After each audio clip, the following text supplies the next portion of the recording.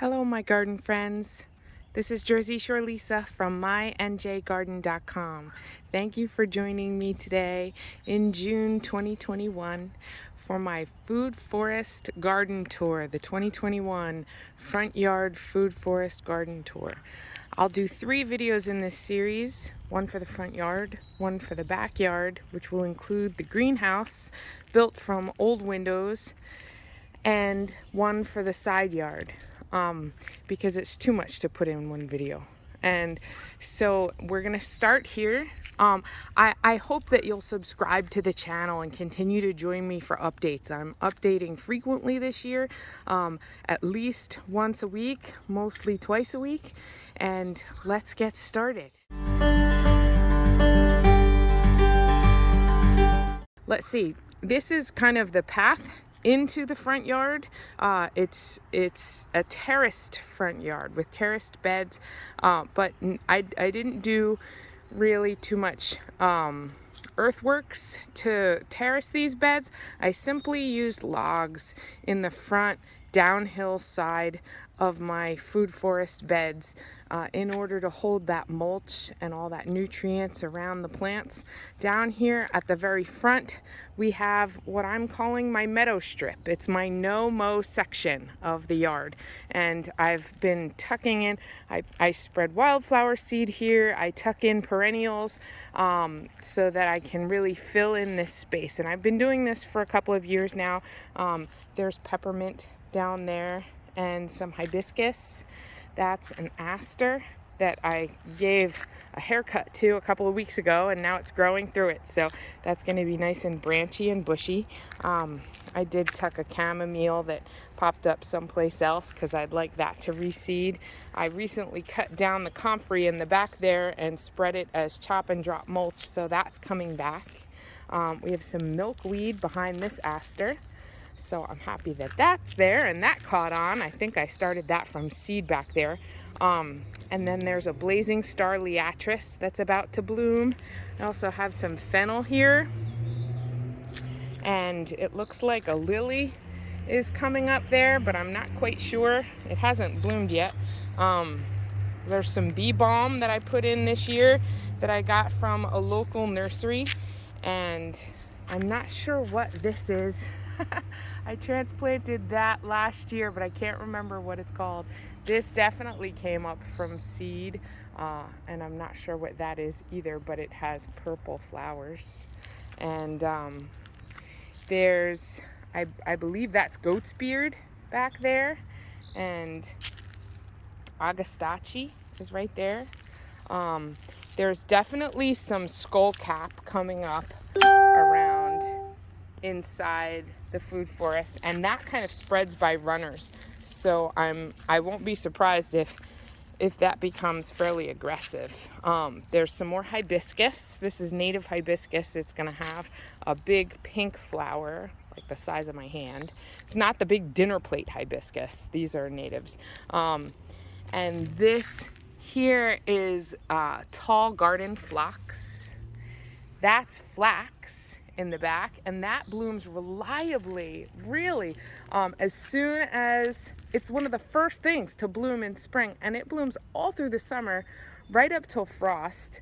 And it came back from last year in exactly the same spot, so I thought they were biennial, but it looks like they're perennial. Well, they might be biennial, actually. We'll see. But I'm happy to have it. I would love it if it would spread. And the seeds are exactly the flax seeds that you would get in the store. I did spread some around, but I didn't get another one yet. This is just Gerber daisy and some plantain there that's flowering. Anise hyssop. And here's some hollyhocks. Here's some more of the skullcap and Agastache and some Russian sage back there.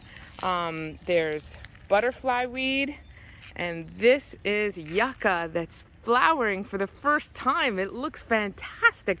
I can't wait till it flowers because I know that Yucca have edible flowers and seed pods. So I'm totally gonna try them this year. Maybe I'll make a recipe that has Yucca in it. This is a Russian quince. and that has flowered for the past 2 years. It is supposed to be self-pollinating, but it hasn't set fruit yet. It's still a fairly young tree, so I'm waiting for my first quince. Back there is lamb's ear and some salvia around the mailbox. There's also an aster that's kind of hidden underneath there. That's astragalus. That's a perennial in the legume family, and that comes back every year. Blooms with yellow flowers and is a nitrogen fixer, so that supports the soil and the plants around it. It just rained last night, so it's kind of falling over. It doesn't look its best, but this is New Jersey tea, and it is blooming right now. So that's what the blooms on New Jersey tea looks like. That's a native perennial shrub. Wildlife really does love it, and they haven't really found it yet. So I've heard that it will get chewed to the ground by deer, but it's doing really well here. As a matter of fact, I didn't trim it back last year. I wanted to see what it would do on its own if it kind of was let to grow, what the mature size would be. And it is topping out at probably 3.5 feet, and it's kind of leggy. So I think this year at the end of the season, I'm going to cut it back kind of hard like I do my American Beautyberry, and then let it come back next year in a little more bushier habit.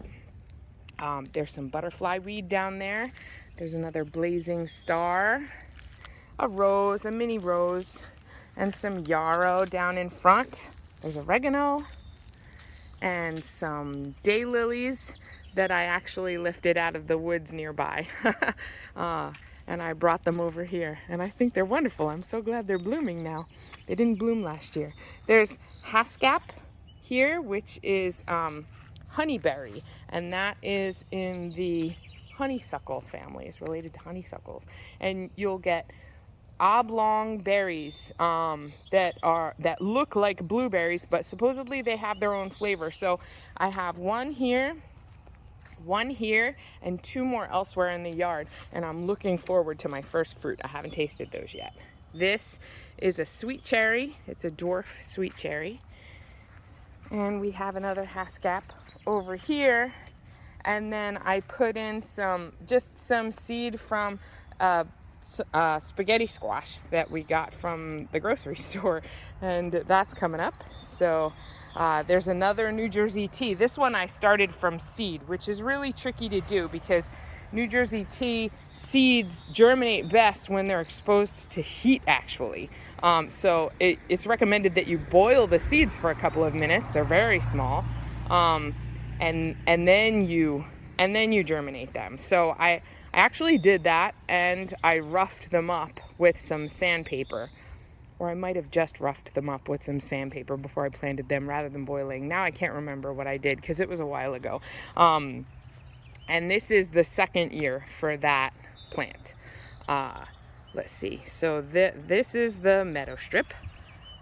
And then we'll do a slow pan of these terraced beds. So I've been doing short videos of the guilds that I have here and going into detail about every plant. And right now we're just gonna kind of breeze through and go very quickly. I'll name them, but I won't necessarily name all the attributes of everyone at this point. That's for the more detailed videos where we can go through each guild and talk about why we made the decisions that we made. But down here we just put in a Scotch broom, and that has lovely flowers in the spring. We have an Asian pear, and that's giving us the first fruits, though they look like they have some insect damage on them. And but there's only a few on there. And the beach plums are setting so much fruit this year. Look, they're just covered. It's so excellent. And we have a bonfire peach, some comfrey underneath it. We have lilies there. And underneath the beach plum is garlic chives. And we have a ground cover. In some of the beds I do this. I have a ground cover of strawberries running all around underneath my fruit trees. This is just a Montauk Daisy in between. Here's another beach plum covered with fruit like the first. another Montauk Daisy over here, a sedum.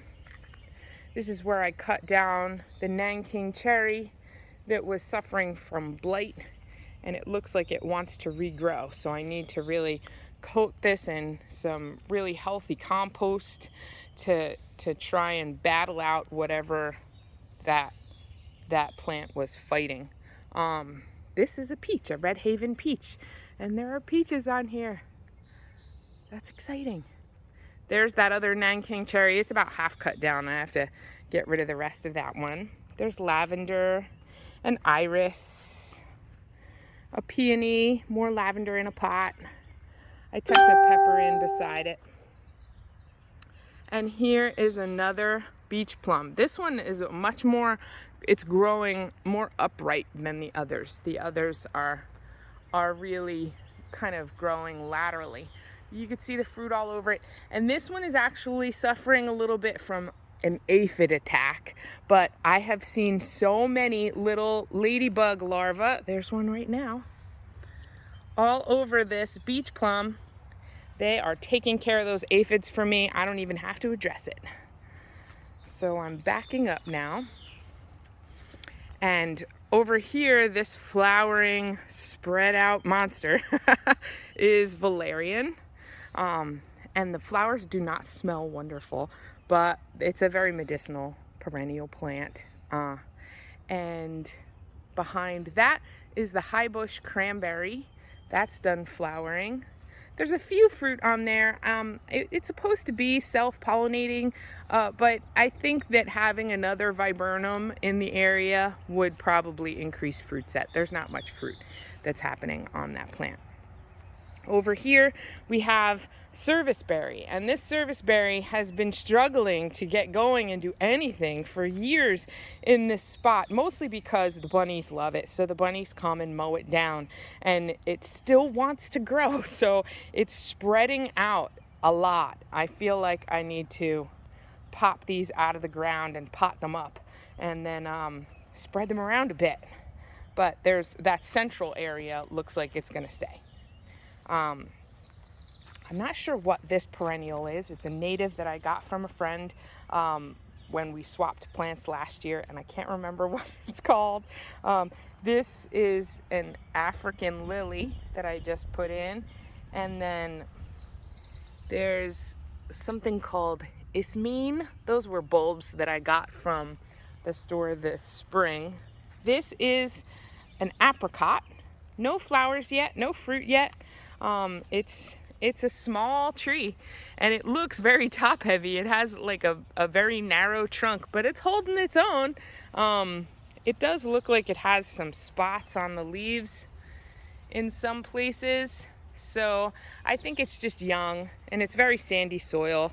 So it's just gonna take a while before that decides to really get going and do anything. There's some comfrey underneath it. Maybe I'll chop and drop that later. This is sage and buffalo berry, which is a nitrogen fixing shrub. We have some salvia. This is a dwarf aronia berry, and this is a jujube, and it's flowering right now. It's really in full flower right now. There are flowers all over it. They're very tiny, and it flowers later than the other fruit in the yard.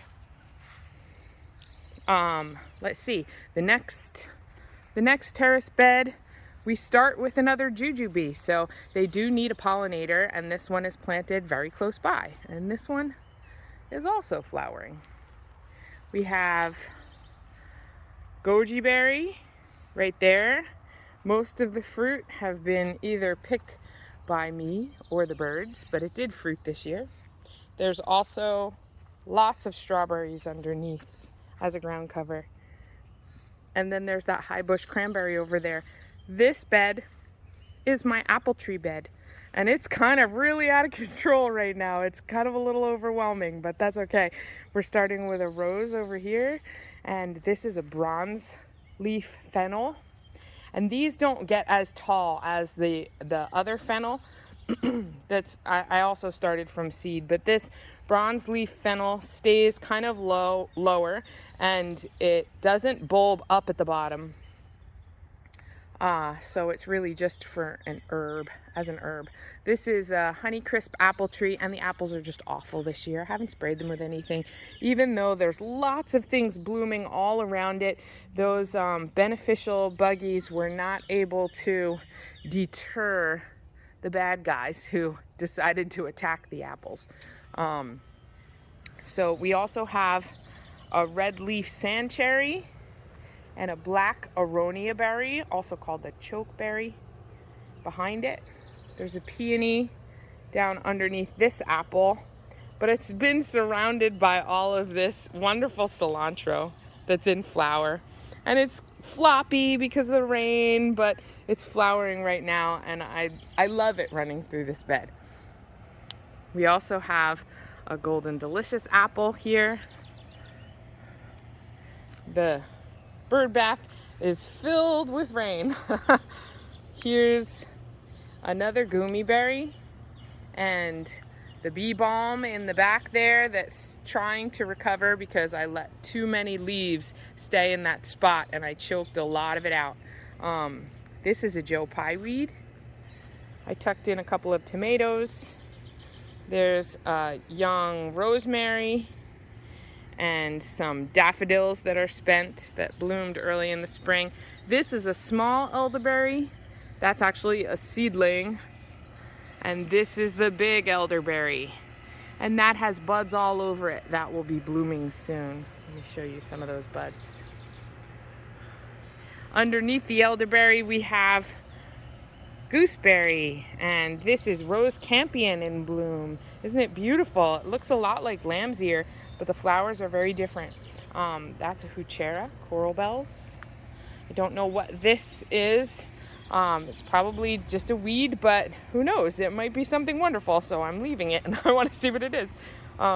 There's some strawberries, and echinacea is about to bloom here, cone flowers. This is a clove currant. It's a native black currant. I believe it's native to Indiana, actually, and that area. So it's actually supposed to be the sweetest of the black currants, sweeter than the European black currants. So I'm looking forward to trying that. I just put that in this year. This is another service berry, Juneberry, and that's getting going. There's more comfrey here, and a tomato, and we have some tomatoes happening. Yay! I need to stake that up because that's gonna fall over.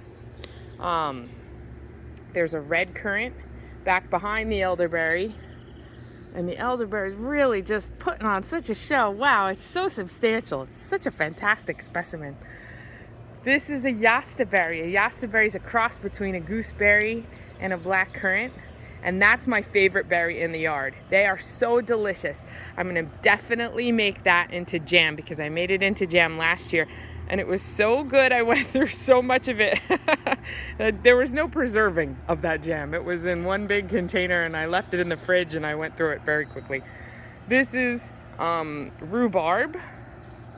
This is a pawpaw tree, and the first fruits are on here. I don't know how many are left. I think some of them fell, but let's see if we can find one.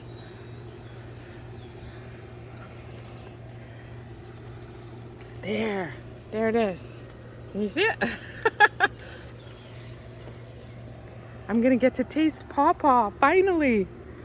There's some red dock sorrel, and these are blueberries. This did not flower or fruit yet, and neither did this one. This one on the end fruited a little bit last year, but did not flower or fruit this year. So I think that's weird because these totally did. This is a brand new blueberry that I just put in this spring, and there's fruit on it. This one is covered with fruit, and this one's turning ripe, so I better net these things before the birds come. Down here, I have a little American cranberry that I'm hoping will get really happy and spread around. That's a marigold. Oh, there's lingonberry too. Lingonberry is related to cranberries, but they're not native here. The American cranberry is native to the Northeast, I think. And that's a lingonberry between those blueberries. And here's another one. You do need multiple varieties of those in order for them to set fruit. Let's see, what else? We have New York ironweed. That's what that is. There's a butterfly bush behind it, but that doesn't have long. I'm gonna take that out as soon as all this fills in. And there's some spiderwort back behind that. I have a red lake currant here, and behind the currant there's a small fence with some snow peas planted along it, and I've been snacking on those throughout the season. Here's another pawpaw that flowered this year, but it didn't keep any of the fruit. There's some dill underneath it and an Egyptian walking onion. The bunnies really love this area, and they come through and take what they want. So they generally want the walking onions for some reason. They love them so much, and they eat a lot of them on me. So I don't have many in the landscape anymore, where at the other property, they did their thing and took over a whole bed. There's a celery. This is not mint. Lemon balm, that's what it is. And then here is a container of Egyptian walking onions. So for some reason the bunnies think it's too much trouble to jump up into the container to get them. So that's my stand of Egyptian walking onions, really. There's solidago back there. These are some suckers from the pawpaws that I potted up last fall. I thought they were dead, completely dead, and one of them I actually dumped the pot to use the soil, but there was a living root in there, and I was so upset that I dumped it. These I left to see what would happen, and they are coming up. They're sprouting. So from the base, they're re-sprouting. So I'll see. They might actually make it. This is the gooseberry, and I need to harvest a bunch of these today. I will definitely do that. Maybe this will become jam again too. This is the other pawpaw, flowered for the first time, but this did not hold on to any of the fruit this year. Maybe next year. There's stachys under here. This is a ground mint, and it spreads via tubers. The tubers under the soil, it really spread through this whole area. I think I started with 3 of those plants, and boy, it is happy in here. It's also called a Chinese artichoke, and they have edible tubers. These are Jerusalem artichokes, and the voles like to eat the tubers in this area. So this sunchokes spread aggressively through the garden, and this should be much more densely packed with sunchokes, but it's not because of the voles. And so that's why in the fall I planted all this garlic through here. It looks like some kind of an animal decided to make its way back through this area of garlic. Some stuff is knocked over. But I think that it is keeping the voles away from eating the sunchoke tubers. So I expect that is working pretty well. And when I pull this garlic around the 4th of July, when I harvest it, I will probably replant right away to keep those voles a little bit confused. This is a grape that's going to grow up this trellis. And then over here is a native blueberry with berries on it. It's very exciting. And that just came up. And they kind of are coming up all over the property. They come up behind the property in the woods. This is just the area for native blueberries here at the Jersey Shore and the Pine Barrens. And then back behind that blueberry, there are pole beans that I planted there just to kind of improve the soil and make use of that trellis a little bit. So I'm not going to go into the backyard now. Just wanted to show you, pan through and show you these beds again. Oh, the the foundation plantings. So here's some more lavender, and there's columbine in that pot. And this is a beautiful little ground cover. This is just spreading all on its own. It's probably about 3 inches high. It did bloom with little purple spiked flowers. I have no idea what it is, but it showed up by itself, and I really like it there, and I'll let it spread through the whole bed.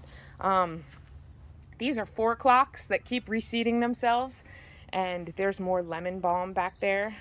There's thyme in this pot, and more lemon balm, and another rosemary in a pot that I'll probably put in the greenhouse this winter, just in case the one in the ground doesn't make it. We're in zone 6B, 7A, so rosemary, it might overwinter, it might not, it might die back.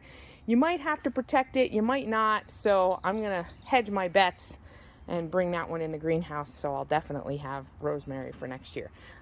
This is butterfly weed. These are pulmonaria. They're also called lungwort, and they are one of the first things to bloom in the spring, and you can actually make a tea out of this plant, and it's very good for respiratory illnesses. I have some failing things in pots there. And this is the other bed right up near the front door. There's some parsley, a brand new azalea that I put in there that has pink and white stripy flowers. It's really pretty. That's a dianthus that has stopped blooming, and I should deadhead down there. And then there's hosta, and these are toad lily. That one and that one there. There's a tiny little chive popping up. There's thyme, wild geranium, that's a native. This that's all flopped over is witch hazel. And witch hazel will bloom in very, very early spring. You can make an astringent from the bark, and the leaves look just like a hazelnut, so that kind of makes sense now to me. I had never seen witch hazel leaves before, maybe last year or the year before. That's a sword fern, and I did not expect that to overwinter. I expected that to die back completely, but it's come back, and it's exciting because that has an edible tuber. And then some irises behind it. There's a rhododendron hiding back there. These are asters, and I did give this a haircut to keep it nice and bushy, but I think I need to make that a little tighter and take out some of, I don't want it to spread this, it really becomes massive by the end of the season. This is a little geranium. Here's some more iris. There's a hibiscus, nope, a hydrangea, and a couple more hostas and chives. And then this is the rain garden, and quickly you can see that the giant coneflower is about to bloom, and that's the baptisia, the false indigo back there. Here's some balloon flower and some Solomon seal. Here we have American beautyberry, and that hasn't bloomed yet, but it's got buds on it. And that has tiny little purple flowers, and then followed by these beautiful purple bubblegum looking berries in late summer. It's got a ground cover of strawberries, some more butterfly weed, more balloon flower. There's an echinacea coneflower in there, and turtle heads are in between the red aronia berry, which is right here, and the pear. This is a grafted pear with 2 varieties on it, and we have 1 pear. But I'll take it.